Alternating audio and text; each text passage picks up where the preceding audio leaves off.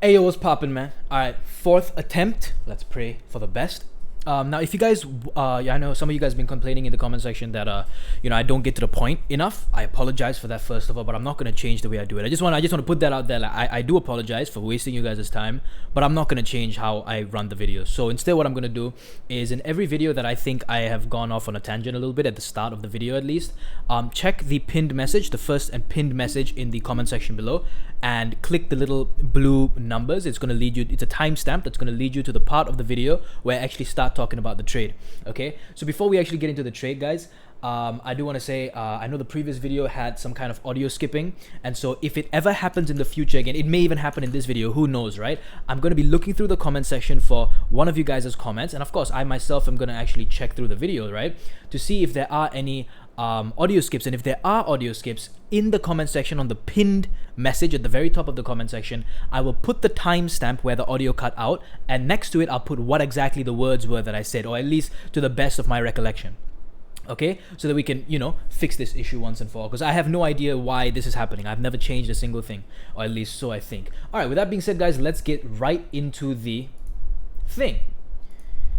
Okay, good. Now we have started recording, 1 minute and 22 seconds in. What I'm going to be covering in this video, because in the previous video we've actually covered the sell over here for 1 to 25, completely taken off, or at least taken off 80%. Now we're going to be covering the loss that I took over here, why I even took a loss. I'm going to be covering this sell over here, which made back, actually surprisingly, okay, this same target was the same target over here, but I made back some of my profits. I took another counter and I made back a lot more of the profits, because both of these were like 1 to 6, 1 to 7, yeah, 1 to 6 and another 1 to 6.85, right? So almost 1 to 7 for each. That's great. Okay, now I'm going to be talking about 1, 2, 3 trades, and that's about it. So with that being said, let me head into the Oanda broker. There's a fresh chart.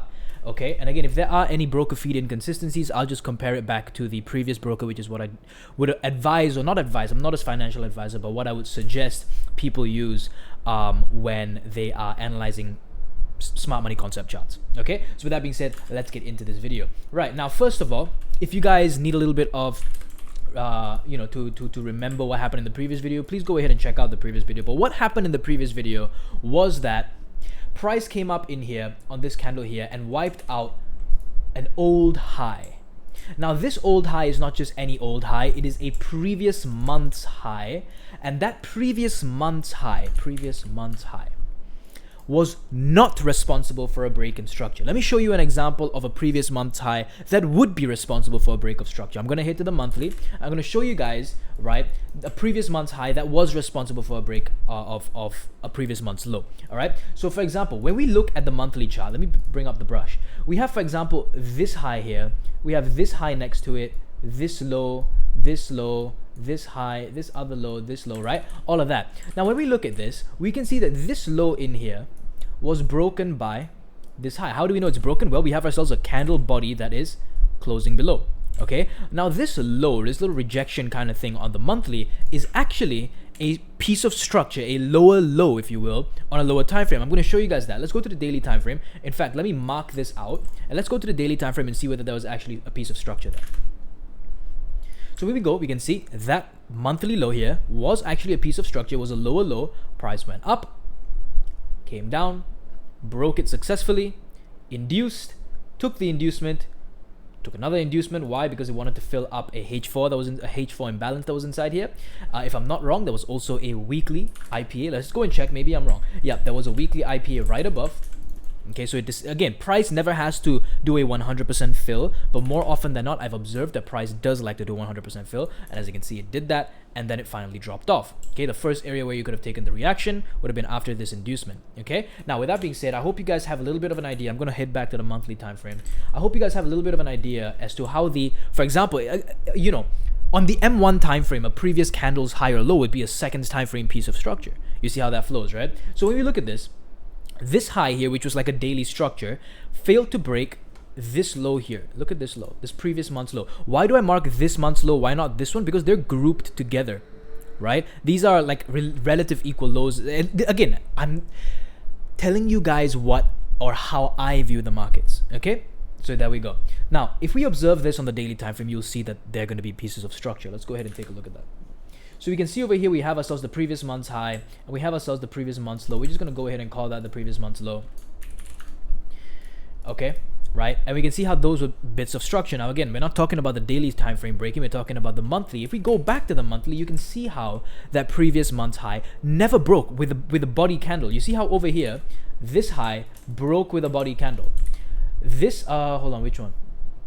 This high, excuse me, broke with a body candle. So what do we expect after that? An inducement, a retracement, and then a sell-off again. Or it doesn't have to be a massive swing sell. We know that there should be some form of a reaction to give us sells, right? So what happened was very, very simple. All that happened was that price failed to create a lower low on the monthly. You can see how the candle body, see this body, I would love for it to have closed below, but it didn't. It failed to. So I can see a reason. That's a reason behind why this previous month's high would be taken.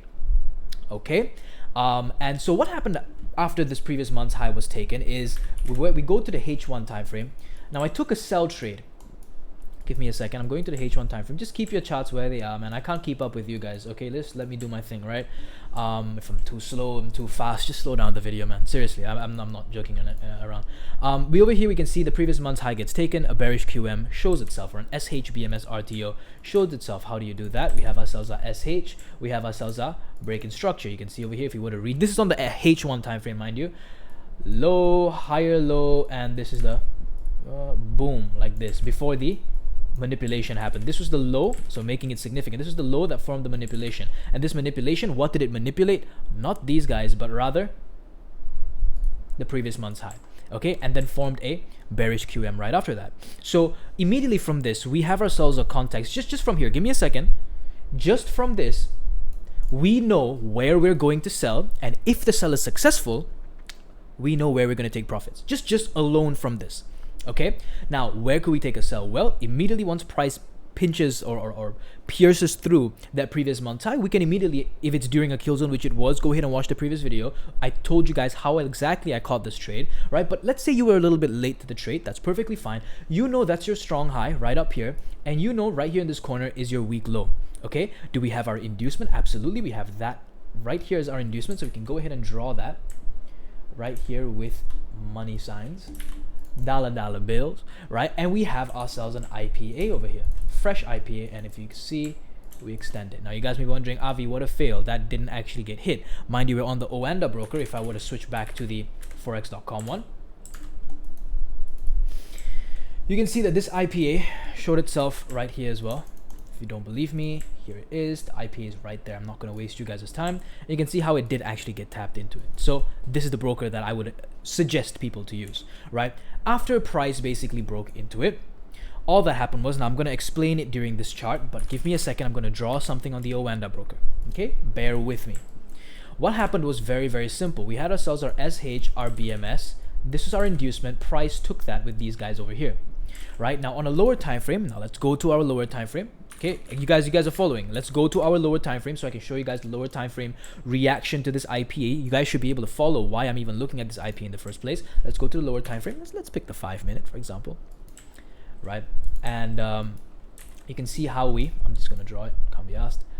Manipulated, last higher low before the manipulation gets broken.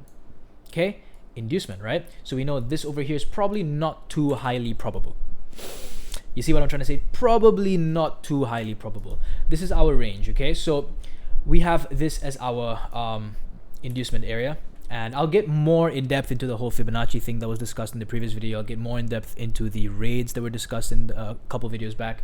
Don't worry about that. I'll make a separate video on it when the time comes, when I have the energy to do that and when I've planned for it. But for now, we have ourselves this manipulation and this break in structure. We have ourselves our inducement. Very clear. We know it makes sense for us to sell inside here.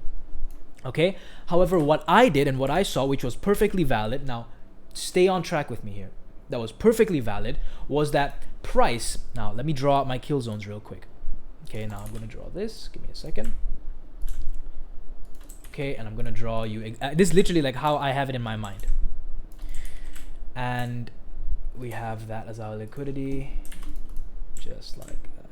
Okay, now I'm going to draw out my kill zones. So for example, on this day, which whatever day this was, okay, we're gonna look at the London. Now again, even though the whole time shift has gone from 2 p.m. Malaysian time to 3 p.m. Malaysian time, I do always like to keep keep in mind that the kill zone usually starts at 2 p.m. Malaysian time. And instead of going just to 5, I can extend it and extend the window to 6. Again, if you guys want to keep it simple, keep it between 2 and 5. Keep it really simple. It is what it is.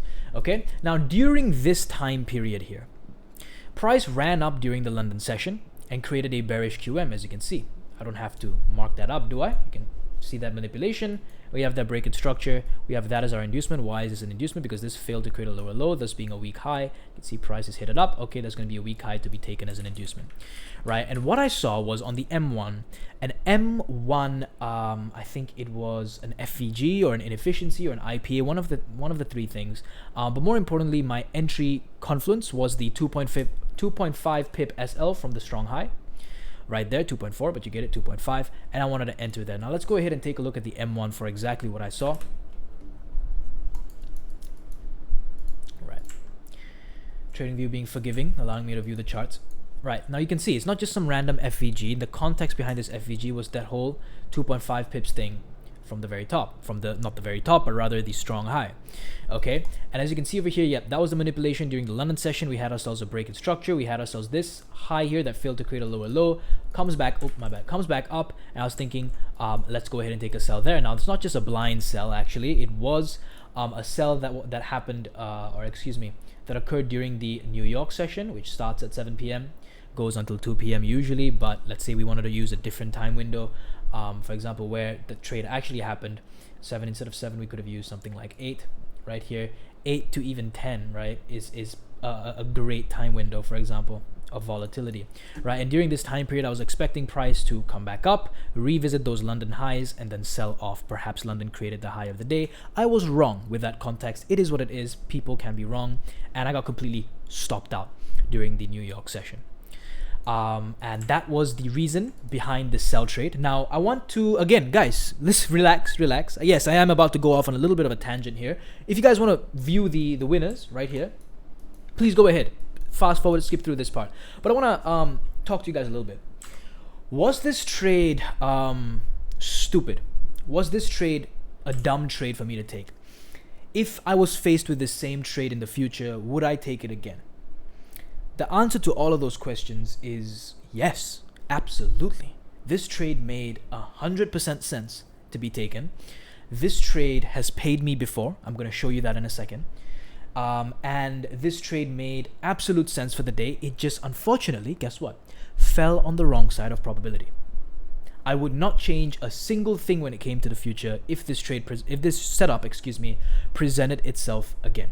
Now I'm about to show you guys this exact same scenario. I wouldn't say exact same, but a similar scenario to this happening in the past. Let's go there and let me show you guys this. So this scenario, what is the scenario in the first place? Okay, basically, if we were to go to the, for example, even the 15, right? Price creates a bearish QM. During the London session, price comes up and takes this liquidity. Right, that's right here. Instead of coming all the way up, instead of coming up and filling this IPA like it did over here properly, instead of doing that, it just nicks that liquidity, creates a new bearish QM, and then sells from there. Right? So it's not coming all the way back up here and then selling. It came up here, sold, and I'm trying to look for a sell. Let's go and take a look at this instance in the past. Let's see how that fared out. If I can find it, give me a second. Right, now let's take a look at this.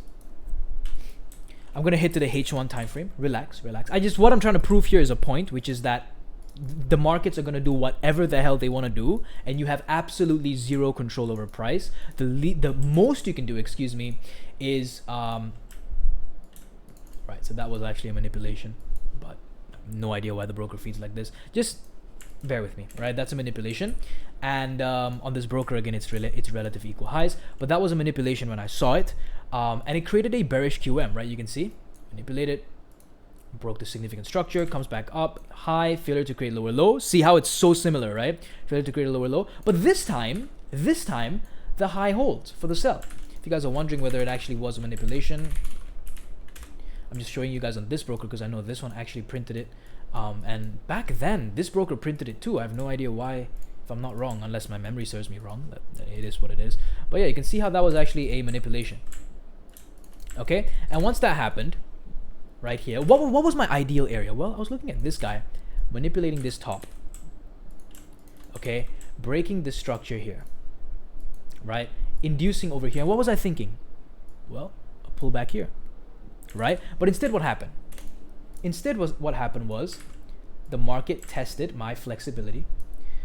It said, Avi, referring to myself in the third person here, I don't usually do this. We're going to give you something, we're going to throw a little bit of a wild card at you here, and I want you to deal with it in the best way possible. And I said, well, yeah, that made absolute sense. Price comes back during what time? Look, London time as well. Look, London starts here at 2, ends when? At 5, right? London's over here as well, right? London was right there. Apparently created the high of the day, right? And the next day we come back up and sell off. What's our draw on liquidity? Well, draw on liquidity would be all of these guys. At the very least, it would be these guys, right? This liquidity down here, this one holding this, right? And of course, what's our strong high and our weak low? We have ourselves a strong high. We have ourselves the weak low that's right here. Why this one? Why not this one? Because this was responsible of the previous hourly candle lows stop hunt, right? So strong high, weak low. That's our direction, at least for this setup, okay? And even on the H4, we explained that in a previous video, and that was the draw. How come over here it worked? How come over here it worked, right? But people whine when it didn't work over here. I'm not saying you guys are whining. I'm just saying it worked before, and it has worked way more times than it has failed. But when it fails you and you complain, then it's kind of like, damn, bro, would you expect to win every single trade? You know what I mean? This isn't a charity, you know. And so yeah, that was the reason I placed this trade. Okay, that's it. I'm gonna move on. So yeah, let's get into the actual nice ones here. So what happened here was very simple. I'm gonna hit and get rid of that. Okay, so what happened here was very, very simple. Now you guys know over here, strong high, weak low. If you sold at the top, that's where you should take your profits, or at least if you sold at the top, you don't know that this low was created yet, you can take your profits at the low resistance liquidity, right? If you sold over here, where's your first and most logical area to take your profits? Right here. Why? Weak low, strong high. It's your entire H1 setup. What can you expect once price comes and takes this strong low, this weak low? You can expect that probably price is going to retrace back up. Probably. I would not have expected, if you may ask me, for sure that price is just going to completely come and swoosh up this weekly high, but it happened. And the reason for that, for me at least, is because this IPA had already been mitigated, and we have ourselves a low resistance liquidity at the top that was just calling itself out to be ran, right? You can see how we have this low resistance liquidity here, gets run out over here, comes back up, runs out that liquidity, and then falls back below. Now you guys are thinking, wait, Avi, you literally in that example just proved that liquidity is king. Yeah, sure, but now let me ask you a question. How would you know to enter in here and here? There's a high likelihood, unless you have a massive stop or your win rate's trash, there's a high likelihood, I'm not saying 100%, I don't know how everybody trades, but there's a high likelihood that you're probably referring to some kind of structure. You're probably referring to some kind of divergence, right? Again, we're not going to get into that topic. Different people, different things. I respect that 100%. But what happened here was very simple. Price made its way down, took that liquidity. Okay. Now let's see when exactly this happened. When it took that weak low, right? When exactly did this happen? This happened during the London kill zone of this particular day. Can you see the period separators of this particular day? What is this pink zone? Let's go and take a look on a 30-minute. Maybe I can find something. I forgot what it was. Right. So this, at least on a 30-minute, it looks to be a hidden base. Let's go to the 15. I'm not sure why it's not accurately drawn. Right, on the 15 it's so much better. On the 15-minute we have ourselves a fresh M15 IPA around multi-time frame with the M30. Okay, now this low was made during the London session. Now this low is not just any low. Yes, there's low resistance liquidity, but it's not just any low.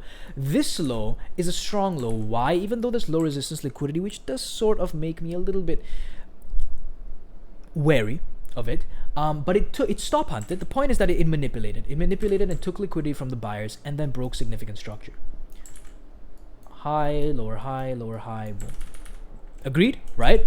And then it had itself, let me go to the M1 time frame. You know what? Let me go to the M1 time frame. You know what? Yeah, it's fine.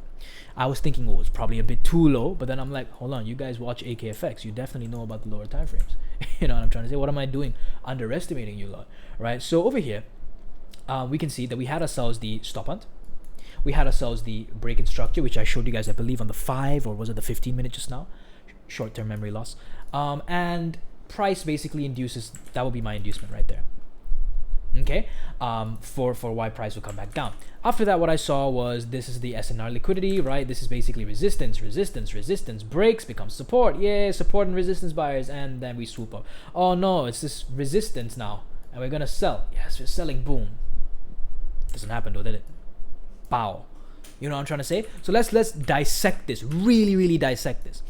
Okay, Now, let me go to the 15 and show you guys exactly. I just gotta. Give me a second.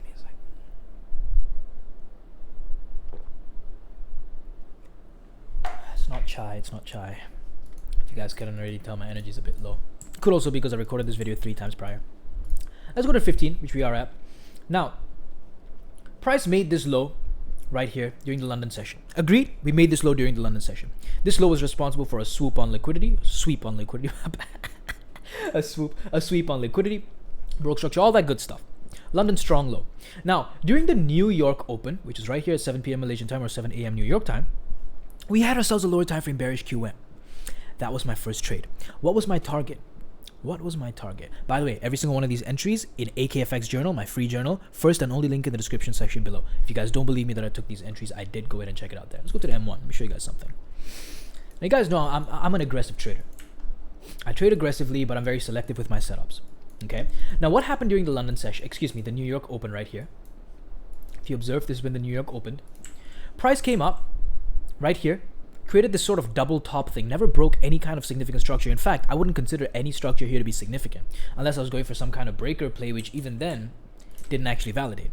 Okay, so we created nothing here. It's just liquidity. It's nothing of significance for me to want to look to short at.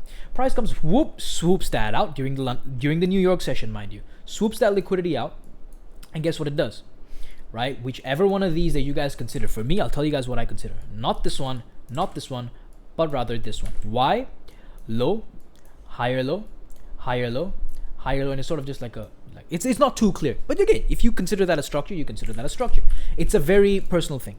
Okay, so we took that liquidity, and for me at least, I considered this to be the structure right here. Okay, and very simple. What was my entry? What the hell is that entry right there? Let me tell you guys exactly what it was. I knew that there were 2 areas, or at least a few areas where I could look for a sell. Now, if you guys are wondering, Avi, what about the whole Fibonacci, premium discount thing, 50% thing? I didn't use it here. I'll be very honest with you. I just told you that it's a tool, it's a confluence that you can use to find lower time frame points of interest, but it's not something that is like what I use all the time. Just like how I don't use kill zones all the time. I just incorporate in here because it's a very great thing to teach a new trader, especially with smart money, because it teaches them confidence. Excuse me, not confidence, discipline. Okay, so which leads to confidence. Hey, all right, so we have ourselves the breaker structure. All that is fine and dandy. And now what happened here is very simple. We have ourselves this whole area here as my POI. Why? Because there's an FVG, OB. I do not know whether it's going to react to the... I do not know, right? Look, check this out. I don't know whether price is going to nick this liquidity and just react from the FVG. I don't know whether price is going to react from the 50% of the FVG. I don't know whether price is going to come and react to this HB, hidden base IPA candle. I don't know whether price is going to react from the inefficiency here, 50%, or this OB. I have no or this freaking M1 rejection block. I have no clue. Not a single clue. All I know is something very, very simple. We have ourselves a buy, sell right here. And there's, I would consider like this entire up place, one whole POI. We can take a look at the M3, the M5 to refine something even better. But I would look at this entire area as my first POI. And my second POI would be this. Sell, buy, sell, being induced. Do you guys follow that? Like, do you guys follow what I just said? You see? This is just this. Sell, sell. Buy, buy. Bigger sell, bigger sell. Small buy, small sell for an inducement. Created the inducement here. Swoops up to take the inducement. And what do we expect from here? Some reaction. Right? Now, what would be a very safe, or I wouldn't even say safe, what would be a really conservative way to enter this trade? Well, you could sell over here, right? And keep your stop loss all the way at the top, which would be something like this. Okay? 6.4 page stop loss for a 1 to 2, 1 to 3. That is perfectly fine, bro. That is perfectly fine. Nothing wrong with that whatsoever. Okay? But I'm telling you what I did. I placed my stop loss here. Why? From my entry, 2.6 pips above. I know that if price stops me out, of this, I'm just going to enter again another lot because I split my risk, right? Where's my take profit? Just this SNR, real simple. That's it. I don't know whether price is going to take this low resistance liquidity. Look, again, you guys are wondering, Avi, this is low resistance liquidity. Why didn't price come down during the New York session and come and swoop out these London lows, right? In hindsight, there are so many explanations that I can come up with. I think you guys are not new to that.